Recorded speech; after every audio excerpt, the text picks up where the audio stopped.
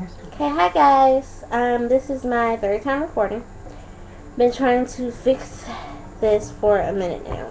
Well, about an hour. So, let's jump right in. This is my 31 week and 32 week update, and it's going to be in two parts. Hopefully, two parts. We can start off by saying that my 31 weeks did not go as smoothly as I would have wanted it to.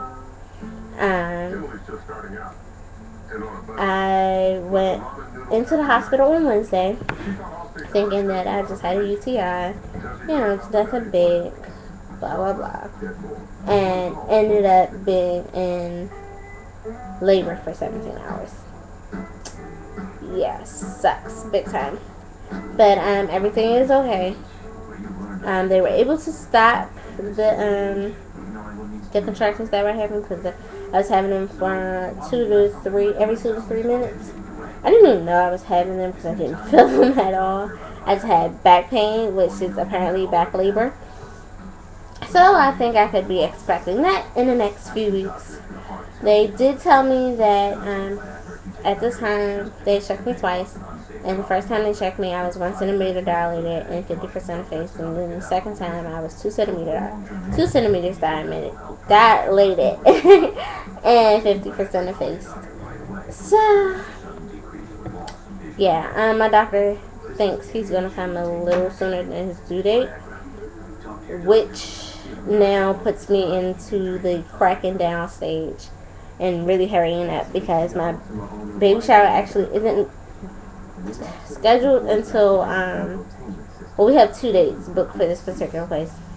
The week I become full term and the week before. So we're really down on crunch time, and she thinks he's gonna come 2 to 3 weeks before the due date. But as long as he's healthy, I really don't care. He did find the entire time he was never in any distress or anything like that. He had a perfect heartbeat, very active still. But also, we got to see him. And the hospital's ultrasounds are terrible. Oh my gosh, they're terrible.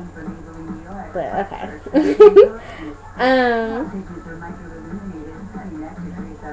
What else was I gonna tell you guys? They did another sonogram, but this time they did a sonogram on my kidneys just to make sure I didn't have a kidney stone, which I do. And they don't think that it's going to move at all. Because they were asking, what are you eating, what are you drinking? I told them that I pretty much eat only chicken, and it's only baked chicken. And, I'll occasionally have ground turkey, but there's never really any oil or anything in it. I eat a lot of that, and I eat a lot of vegetables, and I drink a ton. I probably drink this thing full of cranberry juice and water. I'll switch that between the two.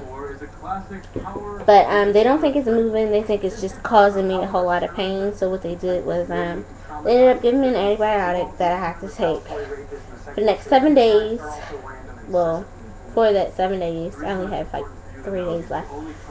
I'm sorry. And it's an oral one, so it's not supposed to help, but it makes me really, really cranky and loopy and tired, so I have to take it with food, but oh well.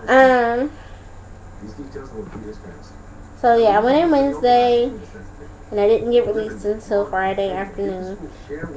So that was a bummer because I didn't bring anything with me. I had to wear the clothes I wore in there out. I was a little upset. Couldn't shower. They put me on bed rest, so I couldn't shower, couldn't do anything. All I could do was get up, go to the bathroom, and come right back. And that actually got really, really hard for me.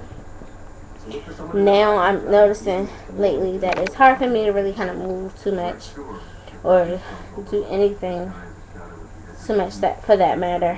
Standing is now I can stand for probably about 5 minutes, but after I stand and sit down, my feet swell. My feet swell so bad that yesterday while I was at work, my coworker literally had to yank my shoe off. That's how bad it was. But yeah, 31 weeks didn't go the way we wanted it to.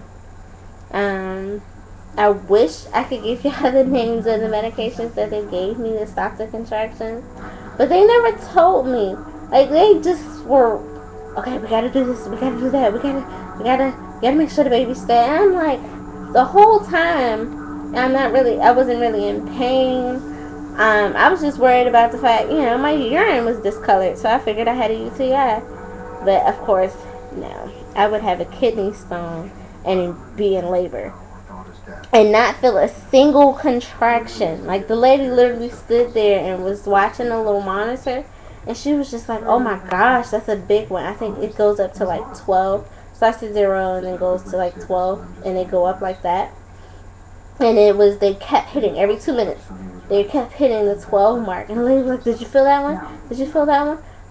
No. But they finally did stop the contractions, like I said. What they had to do is give me a mixture of what I basically was a cocktail, but it wasn't an oral cocktail of medication to give me.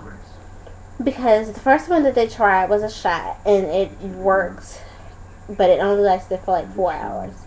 So they only gave me a small dosage of that, and then it actually sent my blood pressure pretty high and my heart rate really, really high. So they didn't really want to give me that again, but that was the only thing that worked.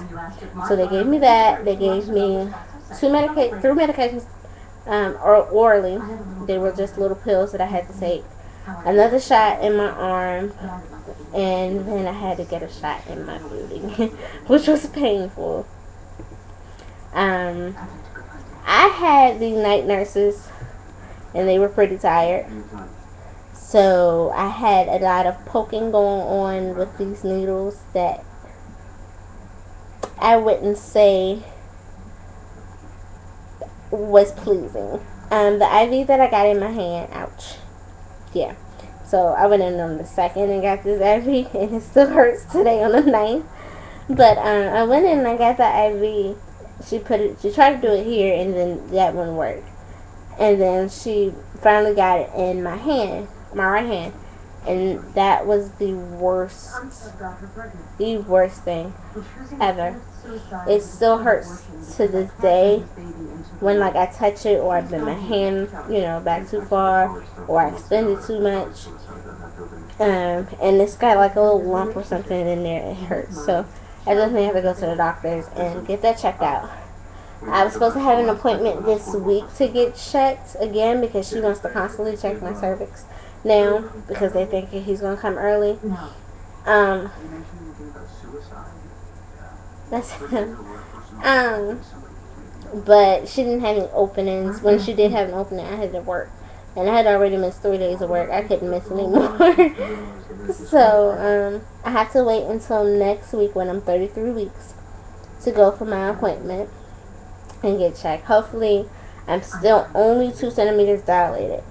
And he's saying hi, everybody. And he'll wait until, 40 weeks. But they're saying he's pretty big, so he might not wait. Because he's supposed to be like, the average is like 75 pounds, 3 pounds and 75 ounces, I'm sorry. But he's like 4 pounds and 15 ounces. Big kid. So, yeah, I'm going to go that on next week. The cravings for last week were 7-Eleven brownies. If you have a 7-Eleven near you, you need to go try. They're freshly wrapped brownies. Make sure you get the right date, though, because they can be a little hard. But it's like the best brownie I've ever had, but it doesn't top my grandmother's brownies. But it's like the best brownie I've ever had. I can eat probably 7 or 8 of them is what I had been doing, because I didn't really eat when I was in the hospital. I thought the food was horrible, so I'm not looking forward to that. But yeah, and of course, the symptoms, I can't really say my symptoms because I was in the hospital the whole time. So, yeah, that was just it. I am still on an antibiotic, and I'm taking my antibiotic and everything else faithfully.